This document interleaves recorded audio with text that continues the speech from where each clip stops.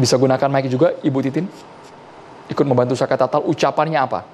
Ucapannya. Kalimat yang disampaikan ya. Ya, ucapannya Saka bukan pelaku pembunuhan dan pemerkosaan dan 7 terpidana lain bukan pelaku pembunuhan dan pemerkosaan.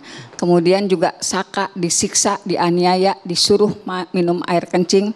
Dan yang ketiga itu semua itu adalah rekayasa Bapak Ibtu Rudiana. Jadi disebutkannya sumpahnya seperti itu. Apabila saya berbohong, saya siap menerima azab. Intinya seperti itu. Oke, dan itu dituntun ya oleh pemimpin Padepokan ya? Iya. Jadi sebelumnya kan pemimpin Padepokan juga tidak langsung ini apa sih yang terjadi. Dia juga kan harus meyakini apa yang terjadi sama Saka. Semua diceritakan, kemudian beliau juga punya keyakinan Saka tidak bersalah sampai sanggup melakukan itu. Akhirnya karena tetap dituntun dan kalimat-kalimat yang dilantunkan juga didahului oleh azan. Kemudian juga ada kalimat demi Allah. Jadi kalau misalnya sumpah pocong kan hanya balutannya saja yang menggunakan kain kafan. Kalau pocong kan bahasa familiarnya bagi orang yang sudah meninggal di kain kafanin, kemudian itu kan cerita-cerita ini ya. Maka mungkin ada yang bisa lebih memberikan penjelasan. Hanya memang dibalut kain kafan. Dan kalau misalnya boleh percaya, boleh tidak demi Allah, itu dalam suasana yang begitu riuh, begitu ramai, ribuan massa datang ke situ. Ketika Saka dibaringkan, mungkin saya dan tim yang paling dekat waktu itu ada Pak Farhad Abbas, itu betul-betul merasakan seperti ada semilir air. Jadi kayak kalau kita mah blower gitu yang airnya kayak embun. Iya. Padahal orang rame banget loh Bu ini Bu. Kalau kami lihat orang mengerubungi Saka Tatal saat sumpah pocong. Iya, saat itu kan suasananya panas betul. Tapi ketika Saka dibaringkan, demi Allah saya juga merasakan itu seperti ada hembusan embun. Dan Pak Farhad waktu itu sempat berteriak, ini kok dingin, pada itu suasana panas betul. Saya juga kaget karena ada suasana dingin sekitar 3 kali hembusan. Padahal itu suasananya panas betul karena dikerumuti banyak orang.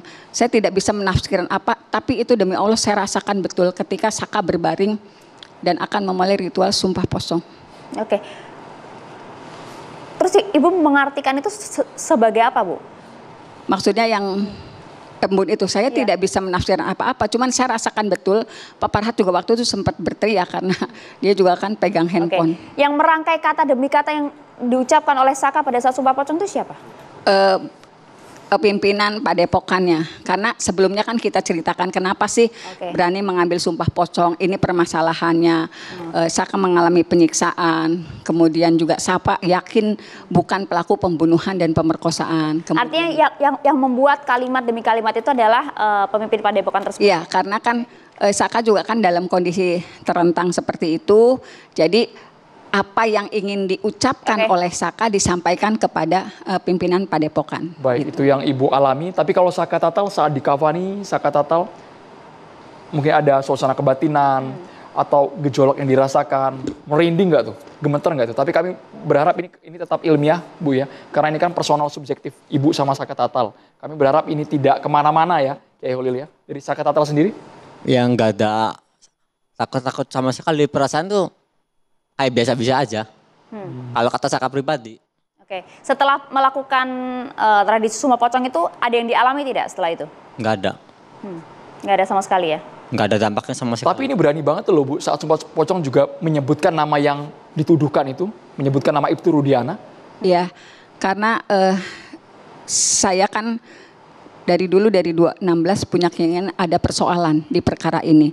Kemudian juga didukung dengan saksi-saksi yang pernah dihadirkan di PK Saka Tatal yang sama juga melakukan mengalami penyiksaan. Kemudian dari bukti-bukti berkas yang kita miliki, saya yakin betul ini sebetulnya ada rekayasa.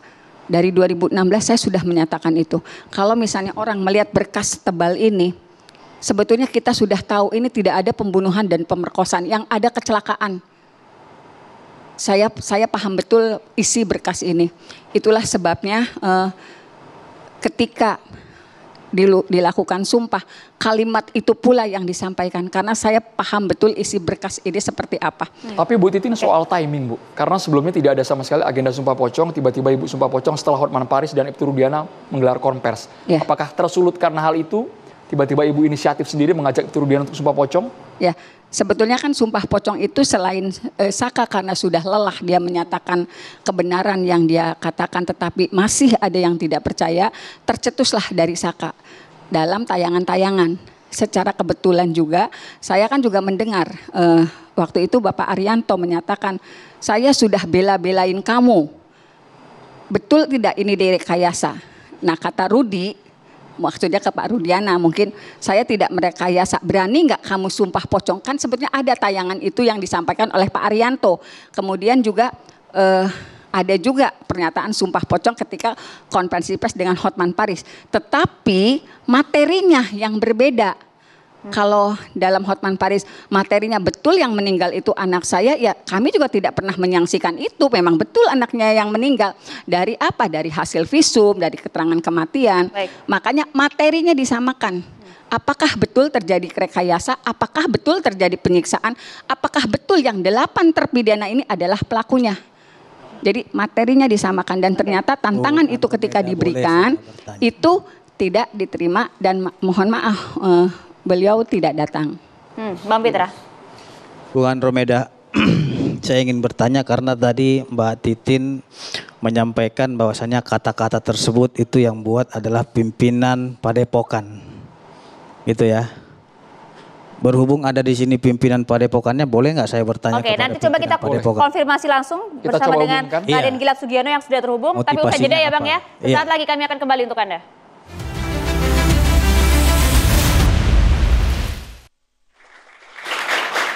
Pemirsa, kami sekarang sudah tersambung juga dengan pengasuh Padepokan Agung Amparan Jati, Bapak Haji Raden Gilap Sugiono yang kemarin memimpin ritual Sakatatal saat sumpah pocong. Bang Pitra dari kuasa hukum Ibtu Rudiana ingin bertanya langsung kepada pihak Padepokan. Silakan Langsung Bang saja Pitra. Bang Pitra, poinnya. Terima kasih Silakan. Bang Andromeda.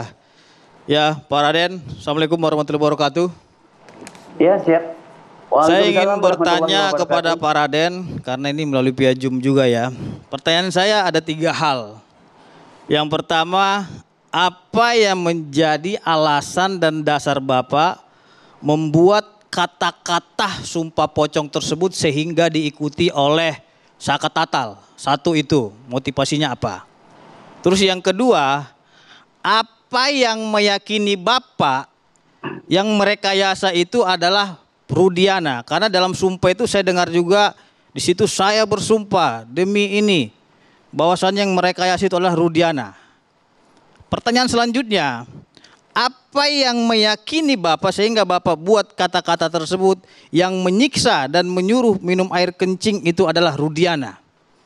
Karena itu menurut saya adalah fitnahan yang sangat keji. Silahkan bersumpah tapi jangan memfitnah, seperti itu.